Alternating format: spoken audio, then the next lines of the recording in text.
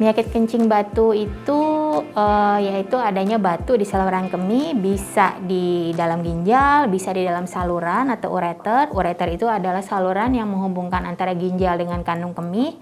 Kemudian bisa juga terjadi di kandung kemih, bahkan bisa terjadi juga di dalam uretra. Uretra itu adalah saluran yang menghubungkan kandung kemih dan dunia luar. Jadi saluran inilah yang berfungsi mengeluarkan kencing kita ke dunia luar. Nah, gejala dari batu ini bermacam-macam sesuai dengan lokasinya tadi.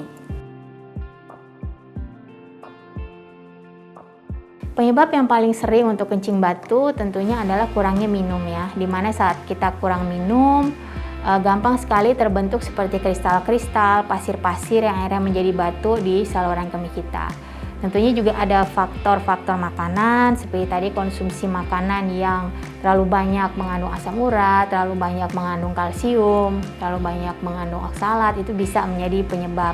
Selain itu juga dihubungkan dengan faktor genetik. Ada yang orang tuanya atau keluarganya banyak menderita batu, itu juga dilihat bahwa mungkin anaknya atau keluarganya yang mempunyai garis darah juga bisa menderita batu saluran kemih. Selain itu juga air yang kita minum, kadang-kadang suatu air itu mengandung suatu kalsium mungkin yang terlalu banyak atau kapur begitu, sehingga pada suatu daerah yang airnya sama diminum oleh orang yang sama itu, orang-orang di area itu bisa menderita batu saluran kemih secara bersamaan.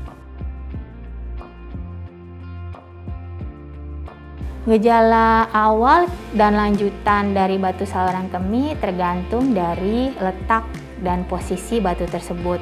Kalau letaknya di ginjal, biasanya yang sering adalah nyeri pinggang. Nyeri pinggang kadang-kadang bisa terjadi nyeri yang namanya nyeri kolik ya, nyeri yang hebat sekali sampai muntah-muntah dan biasanya membawa seseorang itu masuk ke gawat darurat. Kemudian bisa disertai juga dengan kencing berdarah ya. Terus kemudian kalau batunya kemudian turun ke saluran kemih, itu bisa kelihatan keluar ada batu yang keluar bersama dengan kencing kita atau pasir-pasir. Kalau lebih bawah lagi, misalnya letaknya di kandung kemih, biasanya keluhannya juga nyeri di perut bawah, kadang-kadang juga ada anyang-anyangan ya, bolak-balik kencing, kencingnya juga biasanya berdarah, sering terkena infeksi dan nyeri saat berkemih.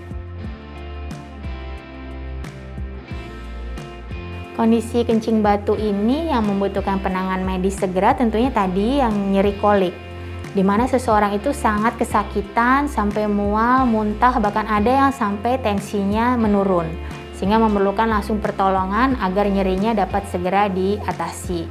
Kemudian ada juga hal yang emergensi atau gawat darurat, misalnya batu itu turun ke kandung kemih, kemudian turun lagi ke uretra di saluran pembuangan dan kemudian menyumbat di situ, sehingga kencing seseorang itu tidak bisa keluar karena terhalang oleh batu. Itu juga harus segera mencari pertolongan untuk mungkin batunya harus dilepaskan dengan pemasangan kateter.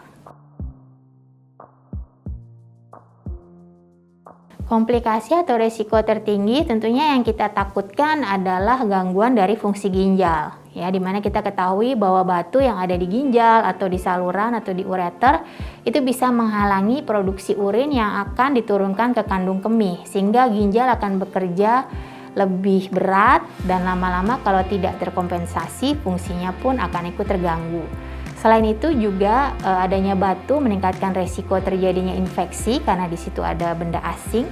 Nah, saat infeksi itu terjadi di dalam ginjal, bisa kemudian berubah menjadi infeksi yang lebih parah seperti adanya nanah, bahkan bisa masuklah itu bakteri dalam aliran darah yang kita kenal sebagai sepsis.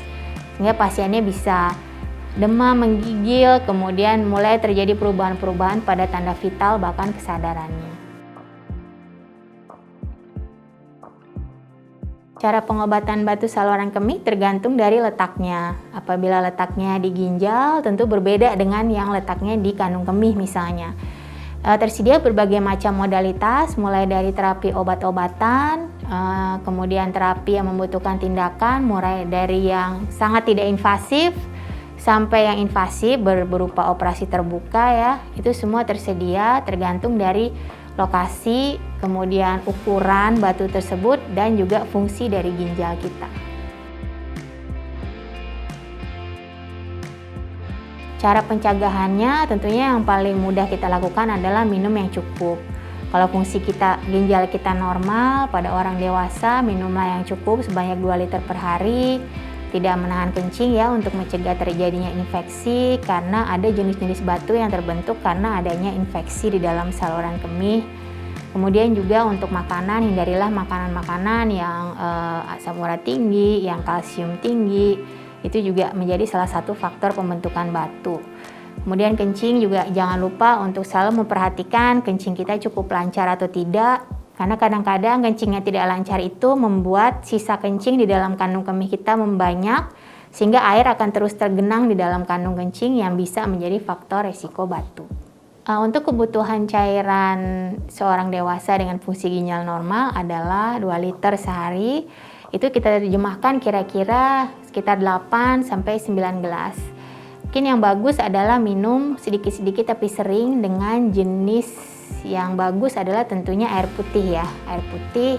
Kemudian kita juga jangan misalnya minum pagi hari terlalu banyak, kemudian nanti setelah siang kita minum banyak lagi, tapi kemudian tidak minum lagi, malam baru minum balik banyak lagi untuk mengejar 2 liter tersebut. Karena kalau kita melakukan pola seperti itu nanti malah timbul beser, jadi malah timbul sering kencing.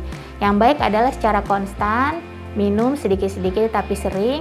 Kemudian di atas jam 6 sore kita tinggal minum 20% dari kebutuhan cairan kita. Dianjurkan 1 jam sebelum tidur itu tidak minum apa-apa lagi untuk mencegah agar tidak terbangun malam harinya untuk berkemih. Demikian penjelasan saya tentang batu saluran kemih. Saya Profesor Harina Erlianti Raharjo, spesialis urologi. Sampai bertemu pada episode selanjutnya.